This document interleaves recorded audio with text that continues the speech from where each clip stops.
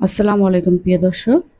অনেক দিন পর, প্রায় ঈদের 15 দিন পর একটা ভিডিও আপলোড দিতে চলে আসলাম।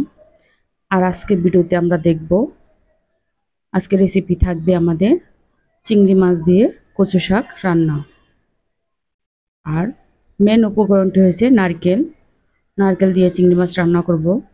তার জন্য আমি এখানে পেঁয়াজ, কাঁচামরিচ কেটে নিয়েছি আর রসুন কেটে নিয়েছি ডালে বাগার দেওয়ার জন্য। আর এখানে নারকেল কুড়িয়ে নিয়েছি। এখানে আমি একটি নারকেল কুড়িয়ে নিয়েছি। আর এখানে কচু শাক নিয়ে নিয়েছি। দেখতে পাচ্ছেন কচু শাকগুলোকে আমি 3-4 টুকরো করে কেটে নিব, বেশি কাটবো না। আর এটা যদি একবারে কচি পাতা হতো তাহলে কাটতেই হতো না। আমি একটু কেটে নিয়েছি। আর এখানে আমি 500 গ্রামের মতো চিংড়ি মাছ নিয়েছি। নারকেলগুলো বেটে নিয়েছি। তারপর পেঁয়াজ বেটে নিয়েছি, কাঁচামরিচ বেটে নিয়েছি। এবার প্রথমে আমি চিংড়ি মাছের ভিতরে নারকেল কোরানো, যে নারকেল বেটে রেখেছিলাম সেটি দিয়ে দিলাম। পেঁয়াজ আর কাঁচামরিচ বাটা দিয়ে দিলাম। 1 টেবিল চামচ দিয়ে দিলাম আদা রসুন বাটা। 1 টেবিল চামচ দিলাম মরিচের গুঁড়ো। 1 টেবিল চামচ হলুদের গুঁড়ো। আর এখানে আমি জিরা বাটা দিয়েছিলাম, ওটা দেখাতে ভুলে গিয়েছি। আর 1 টেবিল চামচ দিলাম ধনিয়ার গুঁড়ো, স্বাদ মতো লবণ।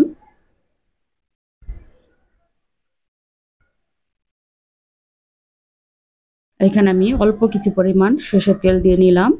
আর রেগুলার রান্নার তেলও দিয়ে নিব। এটার ভিতরে একটু তেল বেশি দেওয়ারই চেষ্টা করবেন, এতে করে এটা ঘ্রাণ ভালো আসে। আর সরষের তেলটা দিলে ঘ্রাণটা আরও বেশি ভালো আসে।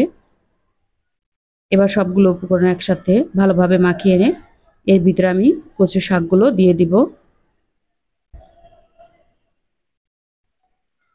আর এটাকে আমি ভাপে রান্না করব।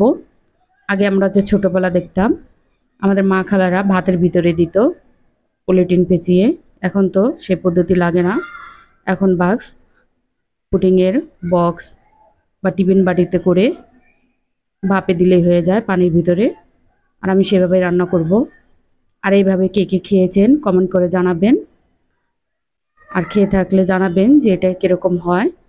এটা দুর্দান্ত স্বাদ হয়, খেতে ভীষণ মজাদার। আমাদের কাছে খুবই ভালো লাগছে। আর রেসিপিটি ভালো লাগলে লাইক, শেয়ার এবং সাবস্ক্রাইব করে দিবেন। এবার আমি টিফিন বাটিতে বসাবো। তার ভিতরে অল্প পরিমাণ সরষের তেল দিয়ে আমি 2 ভাগে ভাগ করে নিয়েছি, কারণ এটির ভিতরে দিলে আমার এটা আটবে না। আর বলক আসলে এটা পড়ে যেতে পারে। আমি 2টি বাটিতে সমান ভাগে ভাগ করে নিব।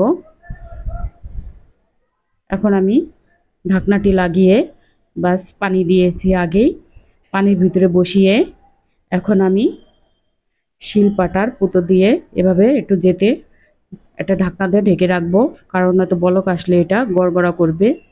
আর এখানে দেখেছেন 30 মিনিট পর আমার তরকারিটি হয়ে গেছে। হালকা একটু পানি আছে, আমি চুলায় দিয়ে বাস পানিটি কমিয়ে ভাজা ভাজা করে নিয়েছি। আর দেখতে পাচ্ছেন কালারটা কত সুন্দর, খেতেও বেশ ভালো। এরকম করে রান্না করে নিমিষেই 1 প্লেট ভাত শেষ করা যাবে। এভাবে সবাই একবার ট্রাই করবেন, খেয়ে দেখবেন, সবাই পছন্দ করবে। সবাই ভালো থাকবেন। আসসালামু আলাইকুম।